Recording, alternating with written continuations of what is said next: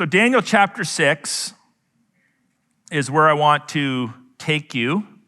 And the background to the book of Daniel is that the Jewish people in the southern part of the state have been taken into captivity in Babylon in 586 BC.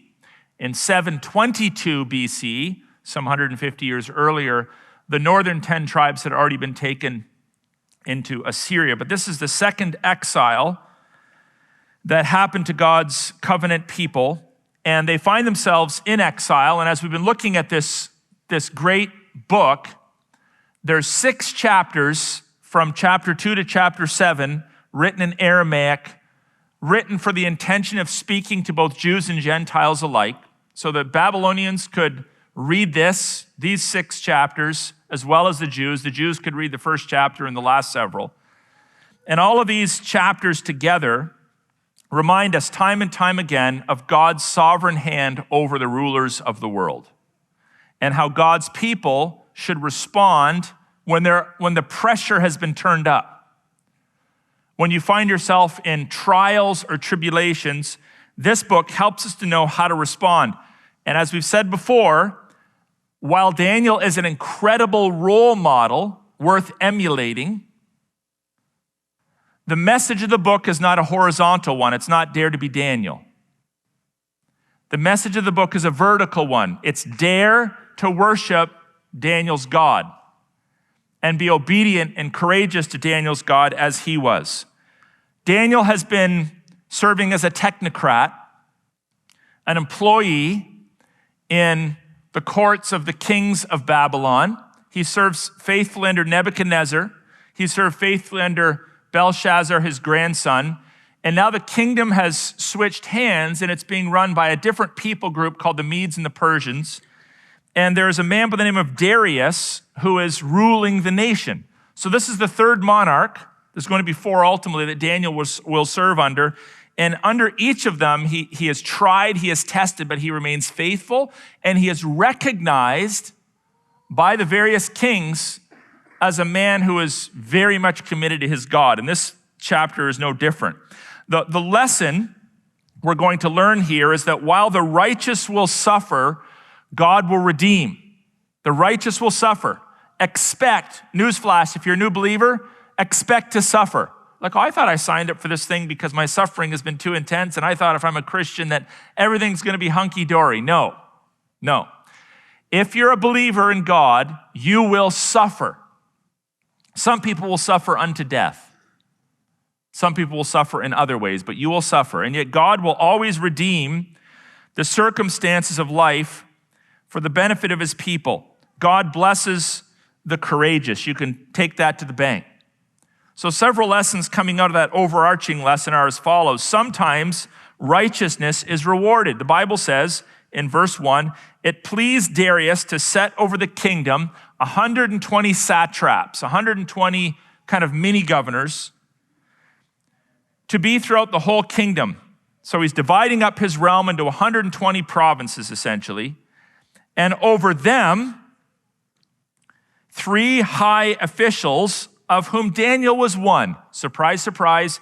Daniel is elevated, then he shrinks into the shadows, then he's elevated, then he shrinks into the shadows, then he's elevated once again, depending on what is going on politically in the kingdom. This is a high point. He's elevated. It goes on to say, to whom those satraps should give an account so that the king might suffer no loss. Then this Daniel became distinguished, surprise, surprise, above all. The word all means all. He's above them all. There's nobody that is distinguished to the degree that Daniel is. All the high officials and satraps. Why? Because an excellent spirit was in him, and the king planned to set him over the whole kingdom. So excellent spirit being read by the Babylonians, it's like, okay, he's special and connected to his God. We know through the eyes of faith what that means.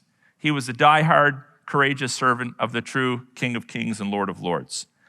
So there's a bit of a lesson here. There's several lessons, but one of the lessons right out of the gates is that when you serve well, when you possess insight, when you are a principled person, at times you will be elevated. So there will be blessing, not for everyone in this world, but there will be blessing, and there will be a measure of recognition afforded to those that take a principled stand against wickedness. God often blesses us in the here and now. So perhaps one of the things you can be considering is that if you've taken a few punches in the face for Christ, if you've been pushed around a little bit for Jesus, if you've experienced some trials and tribulations, we don't know what the future holds, but at least be prepared for the potential of expanded influence. Because throughout history, from the time of Daniel, even before and after, God has often seen fit to raise up faithful, God-fearing warriors to exercise influence over culture. So that's not everybody's calling, but it certainly happened to Daniel. Daniel's promoted, but here's what you need to know in case you're super excited about the potential of a promotion. When you are promoted, the target that's on your back grows to be extremely large. So if you're influencing one and only one person,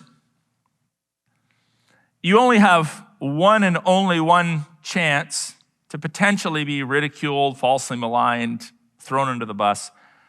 But if you happen to influence thousands and thousands of people, expect to be attacked even more. A lot of people have this weird notion, this carnal notion, they want to rise to power and fame because that's where life's going to be awesome. Well, if the Lord makes you famous, if the Lord makes you a prime minister, a king, a premier, a well-known person, and you're able to use that for God's honor and glory, that's great. But know this, the more people know your name, the more people are going to want to tear a strip off you. So on one hand, Daniel is elevated, but the more influence he wields, the more he is attacked. So sometimes the righteous are rewarded, as Daniel was, but the two-edged sword is sometimes righteousness opens us up to persecution. Then the high officials and the satraps sought to find a ground for complaint against Daniel with regard to the kingdom. And they looked and they looked and they looked, and they checked out his social media accounts, and they perused through his text messages, and they hacked his emails, and they interviewed all of his friends. But guess what? They couldn't find anything. It said they could find no ground for complaint or any fault because he was faithful. And no error or fault was found in him. Now, that's from a horizontal perspective. It's not saying that he was without sin. But from a horizontal perspective, he was above reproach. They couldn't find dirt on him. So what do? Walk away and say, okay, well, maybe we should just let this guy lead because clearly he's a man of integrity and wisdom, and that's what everybody wants, and that's how nations are blessed when wise, courageous men lead? No. Then these men said, we shall not find any ground for complaint against Daniel. Listen to this very carefully. Unless we find it in connection with the law of his God. So what do? Instead of subjecting themselves to God's law, they outlaw God's law. That's what tyrants do. They trap you. They outlaw God's law. Some do it willfully and knowingly and strategically. Some are just influenced by demons and devils. But we've seen this pattern take place time and time again throughout human history when God's people are under an extra measure of trial. If they can't take us down by embarrassing us or by exposing our hypocrisy, they outlaw God's law. They trap you. They put you in an impossible situation humanly, whereby you have a choice.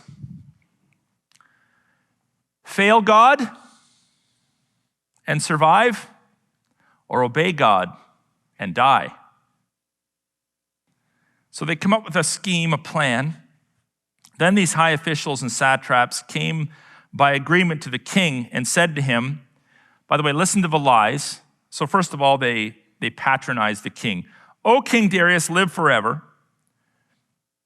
And then the lie. The first word is a lie. All the high officials of the kingdom, the prefects and the satraps, the counselors and the governors are agreed. No, they're not. Daniel didn't agree. We don't know what's going on with Shadrach, Meshach, and Abednego right now, but I can guarantee if they were functioning in one of these roles, they didn't agree. But they lie. That the king should establish an ordinance and enforce an injunction that whoever makes petition, meaning praise, to any god or man, but it's just limited, It makes it more palatable when laws are passed that are just temporary. It's just temporary, just for a little while. For 30 days, except to you, O king, shall be cast into the den of lions. Now, O king, establish the injunction and sign the document so that it cannot be changed according to the law of the Medes and the Persians, which cannot be revoked. They're quoting the law of man as part of their manipulative strategy. Therefore, King Darius signed the document and the injunction. Why do you think he signed the document? Pride? Think that had anything to do with it? Everybody gets to pray to him for 30 days. This is a manipulative tactic of the devil as well. When he wants to get you to do his bidding, he massages your ego.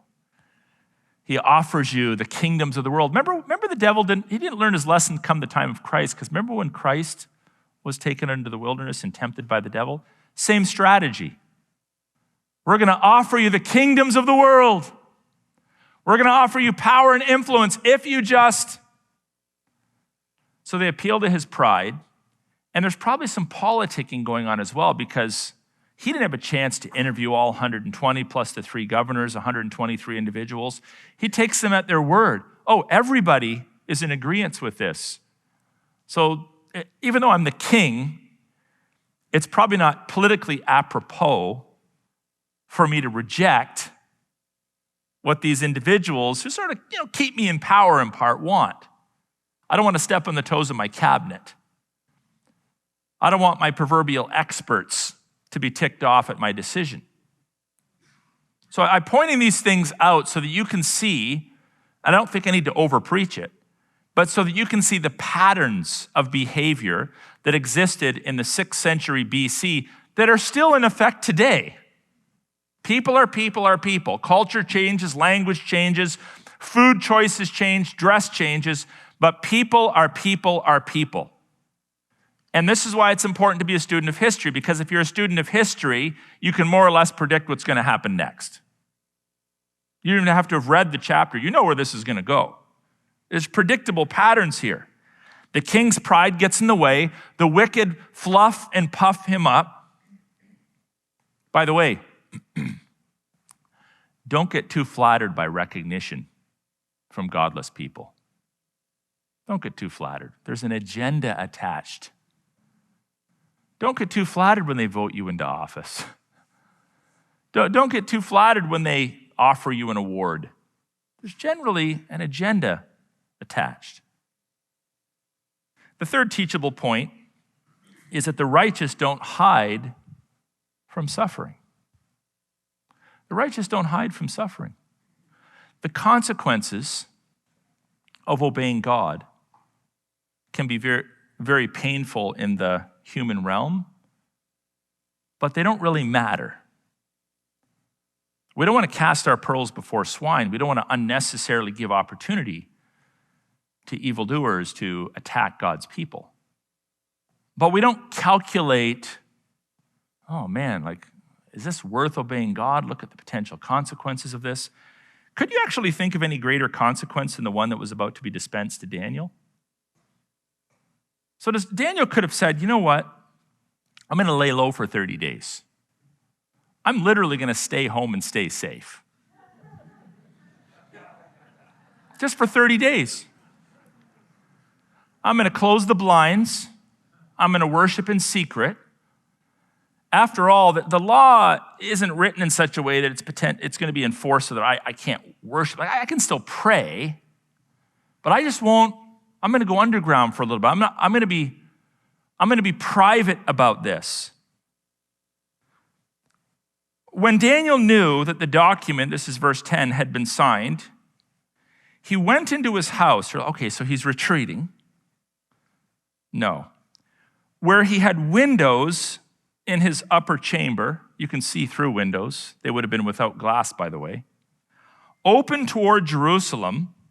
And he got down on his knees 3 times a day and prayed and gave thanks before his God. Oh, he's putting on a show.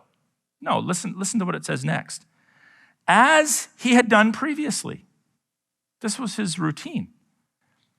He prayed publicly 3 times a day. That was his routine.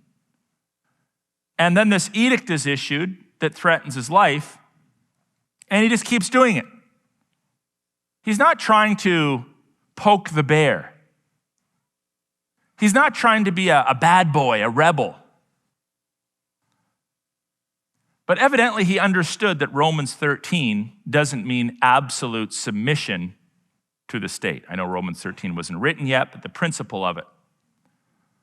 That we must obey God first rather than man. So he practices his faith publicly, not to put on a show, but because that's what he'd always done. Now, I suppose he could have rationalized, well, I can still obey the King of Kings and the Lord of Lords in a sense and save my neck by praying in my closet. Or like we might do at the dinner table in a restaurant when we don't want people to really know we're Christians and we just kind of pray with our eyes open really quietly and sort of rubbing our heads and maybe with the menu in front of our face because we don't really want people to know that we're weirdo Christians. I sense there's some conviction in the room.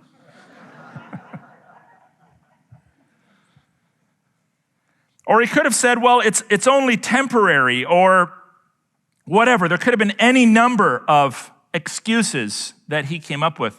By the way, my wife was reading Exodus this week, and she made this interesting comment.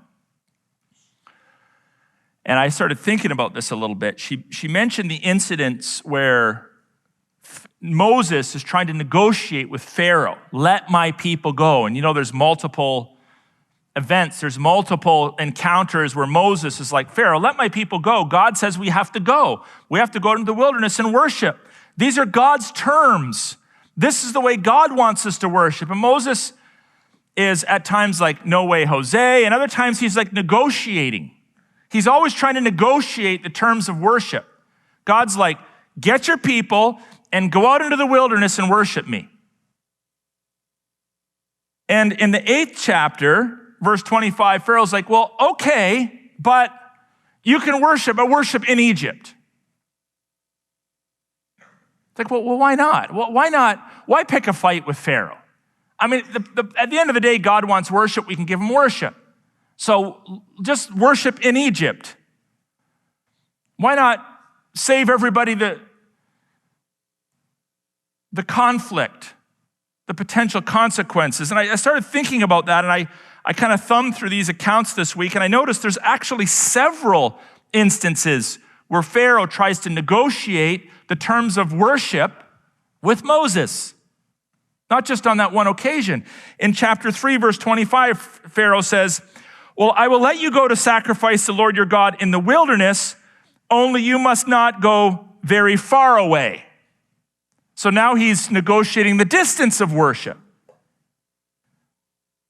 In chapter 10, verse 8, go and serve the Lord your God, but which ones are going to go? So now he's trying to negotiate the numbers of worship. In chapter 10, verse 24, then Pharaoh called Moses and said, go serve the Lord. Your little ones may also go with you. Only let your flocks and your herds remain behind.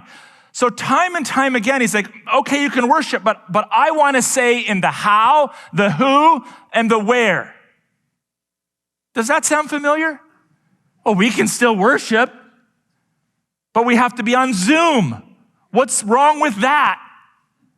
What's wrong with it is that the state, the godless state, will do everything within its power to try to negotiate with you so they still have their finger on the terms of your worship. And if you give it to them, are they going to say, well, we're satisfied? No, they'll want more and more and more. So a principled person, a pragmatic person might say, look, why pick a fight? Because we know where this leads. Because we've studied history. If we as a church decide that we can stay truthful, faithful to the Word of God and modify our approach without violating God's Word, that's our prerogative. It's not the prerogative of the state to dictate the terms of worship, not in war and not in plague. And if we give that to them, folks, wake up.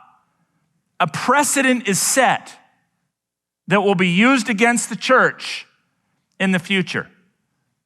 I'm not a prophet or son of a prophet, but I did say something a couple years ago that's coming true. All of the rationale applied to the plague we just went through is now being shifted over to the climate agenda. The same reasons, the same rationale. Public safety. While you can still travel, you just have to do it differently. You have to limit it. Love your neighbor. Obey the king. We actually have a king again now, by the way. I think he's my 15th cousin. So I'm hoping I might have some influence over him.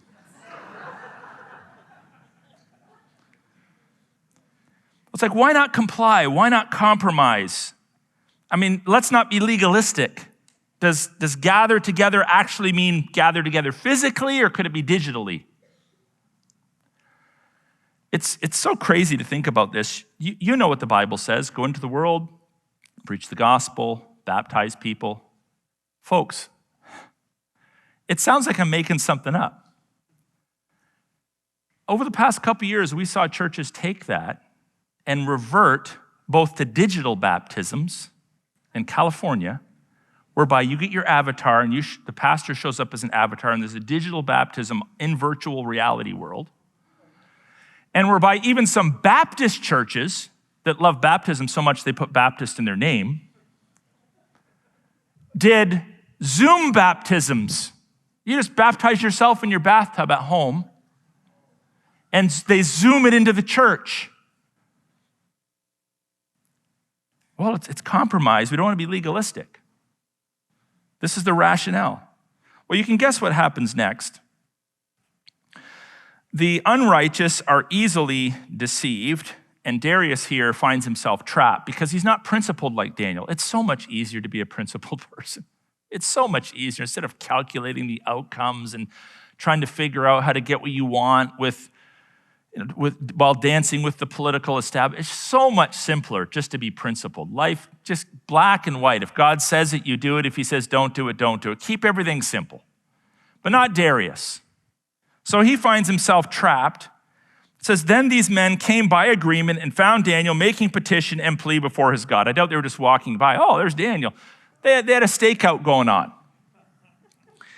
And then they came near and said before the king concerning the injunction, O king, did you not sign an injunction that anyone who makes petition to any god or man within 30 days, except you, O king, shall be cast into a den of lions? And the king's like, gulp, pulling on his collar.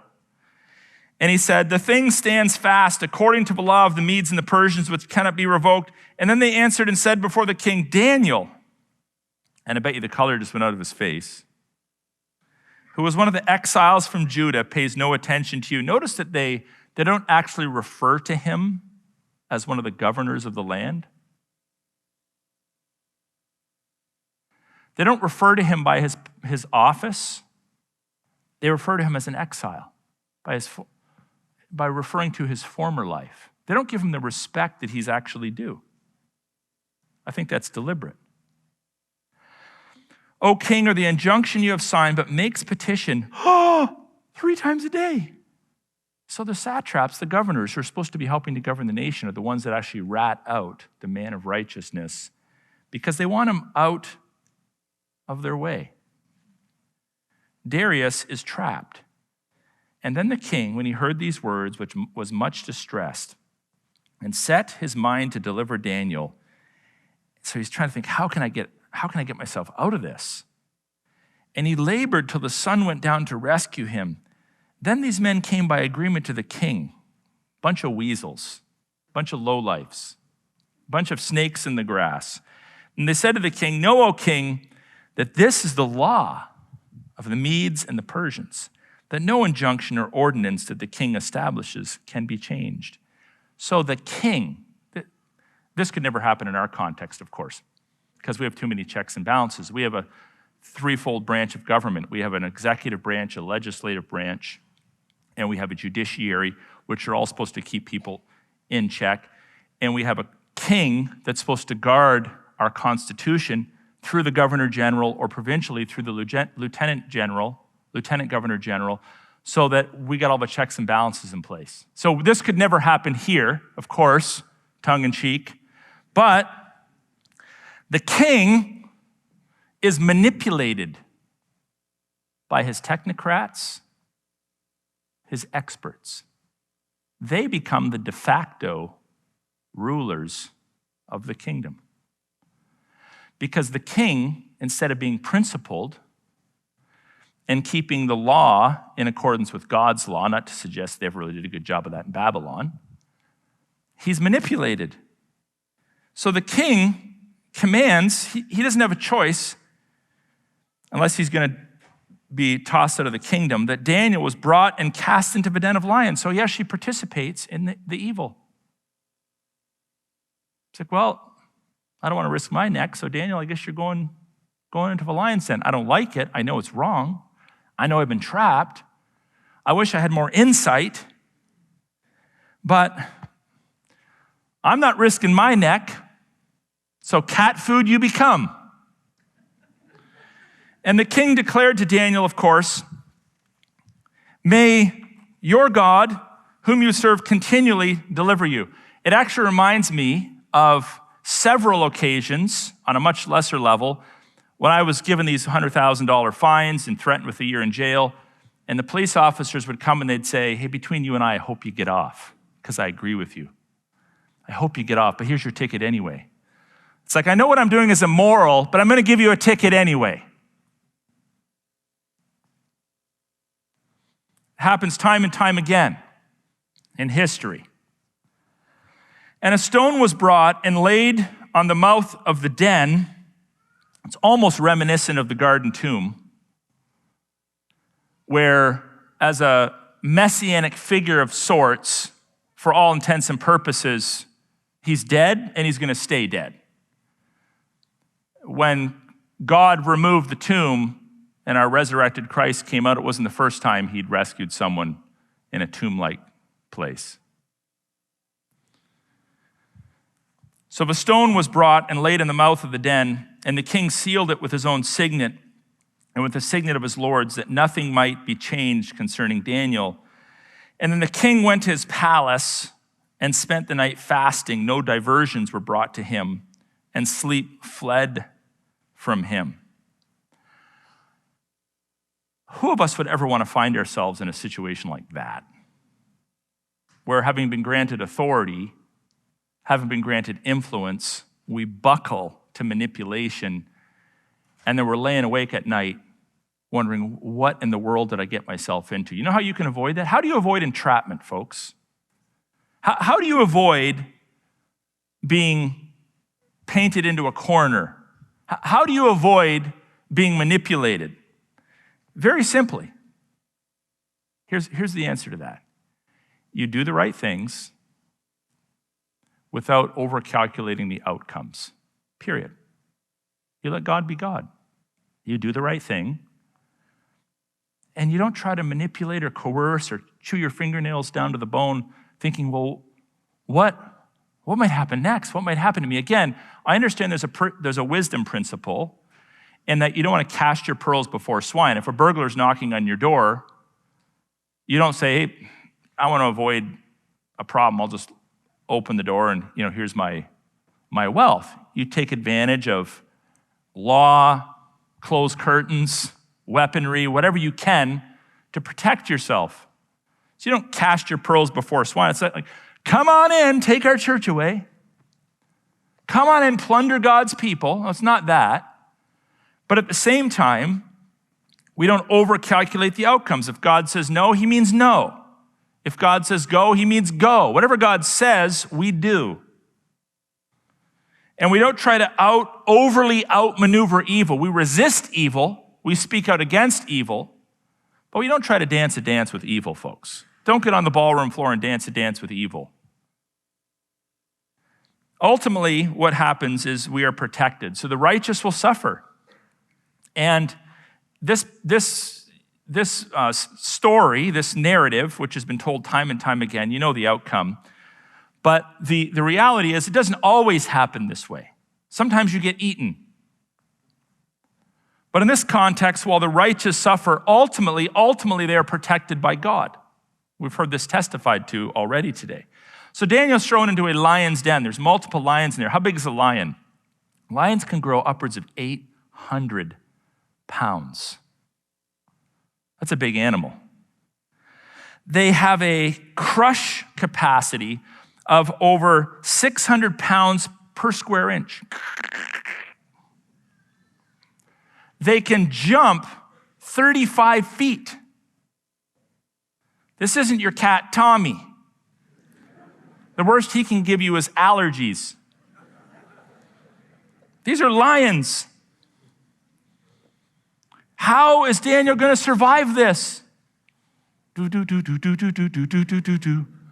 going to happen? Well, the whole night goes by, and then at break of day, the king arose and went in haste to the den of lions, and he came near the den where Daniel was, and he cried out in a tone of anguish. And the king declared to Daniel, "O Daniel, servant of the living God, has your God, whom you serve continually, been able to deliver you from the lions?" That is an incredible question. Because it's not like, are you okay? Were you able to climb out? Were you able to pet them and they didn't bother biting you? In his question, it's all attributed to God's grace. So it sets the reader up for a reminder that it's God that is the one that had saved and rescued Daniel. Then Daniel said to the king, "O king, live forever. My God sent his angel," which he'd done previously in the fiery furnace, "and shut the lions' mouths, that they have not harmed me, because I was found blameless before him and also before you." And by the way, folks, if you are blameless before God, you are biblically blameless before the state. The state might declare you guilty of something. But if the state declares you guilty of something that God does not declare you guilty of, you're not guilty before God. So in a properly functioning society, if you're innocent before God, you're innocent before the state. In a dysfunctional society, you can be innocent before God but guilty before the state. Because the state's laws don't always reflect God's laws. I hope you understand that. Then the king, this is verse 23, then the king was exceedingly glad and commanded that Daniel be taken out of the den. So Daniel was taken up out of the den, and no kind of harm was found on him because he had trusted in his God. Again, it's all vertical. It's all God. It's all God. It's not dare to be Daniel. Daniel was awesome. Daniel wrestled lions. It's God rescued Daniel. And then the king commanded, and those men who had maliciously accused Daniel were brought and cast into the lion's den. By the way, they, their children, and their wives. Evidently, the king, being a pagan king, had not read the Deuteronomy law, which forbids a child from being put to death for the sins of their fathers, or a father for the sins of the child, but that's what happens here. They had this view of corporate solidarity. And before they reached the bottom of the den, the lions overpowered them and broke all their bones to pieces, which shows these were not passive lions. These were aggressive lions. So what happens next? God is glorified on a national level. Really? That can happen? God can like that be glorified on a national level when principled people stand against unrighteousness? Can that happen? Or do we need 150 years for that to happen? No, it can happen like that. Just like that. Then King Darius wrote to all the peoples, nations, and languages that dwell on the earth, peace be multiplied to you. I make a decree that in all my royal dominion, people are to tremble and fear before the God of Daniel, the exact opposite of the previous one. For he is a living God, enduring forever. His kingdom shall never be destroyed, which is true. And his dominion shall be to the end. He delivers and rescues. He works signs and wonders in heaven and on earth. He who has saved Daniel from the power of the lions. You know what's fascinating about this? We know it didn't stick long term, because without conversion, nations always revert. But for a period of time, there was light in Babylon. God's laws were acknowledged, God's supremacy was acknowledged, and God was being publicly worshiped. And it all started with one man, a slave who was captured in his homeland, taken away, could have rationalized, why'd you let me go through this, Lord? Why are you allowing me to suffer? Why am I going through trial and tribulation? Why am I being persecuted? But this is an individual that said, no matter what happens, I will obey my God. And there's national blessing that flows from this. It's a fascinating thing to see the faith of one multiplied to the faith of tens of thousands. But it's happened repeatedly in history, and yet today, oh, us of little faith, most of us don't believe that could happen. Now, history goes like this. Some people say, like, well, why do you bother fighting when you know where this is ultimately leading? Because I want one of these to result as a result of my life and your life. There's highs and there's lows. There's highs and there's lows. In the end, there's a reason why God's going to deal with the world in judgment. Like, oh, no, it's not going to happen. For sure, Jesus is coming back in my lifetime. For sure, we're done. We're done. We're done. Well, maybe, but maybe not. Maybe there's a few more of these ahead for us.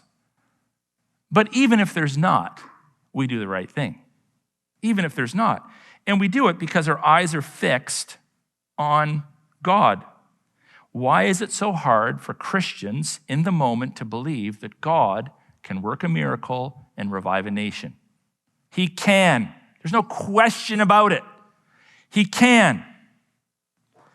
It's easy to revert to a we're done mindset, but he can, folks. And while we always want to live as if the end is very, very soon, let's maintain our resolve to the end. Don't step off the battlefield. Oh, our troops are thinning out. Don't step off the battlefield. But there's not very many people standing with me. Oh, well, if there's only one of you, do not step off the battlefield. Fight to the end, and God will empower you to do so. Look what it says in verse 28. So then Daniel prospered during the reign of Darius and then the reign of Cyrus, the Persian. So he's going to serve under yet a fourth king, as I've mentioned earlier. Now, here's the thing. We should rejoice in the wins, but never let your guard down. Daniel wasn't like, whew, well, that was the end of that. We got the fiery furnace thing going on. We got the lion's den. We're good to go. The nation's been revived. No, it would plummet again. So let's just say in a very short period of time, let's say that this fall and this winter is not the same as the last two. We're like, whew, that was all over. I'm glad it only lasted for 2 years. We can go back to our normal, to our mediocre Christianity. Is that what we're going to do? That wouldn't be wise.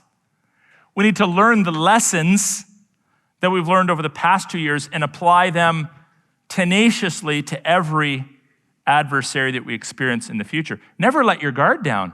Even if you feel the pressure's off a little bit. You've been elevated once again. You got your job back. You got your peace back. You got your money back.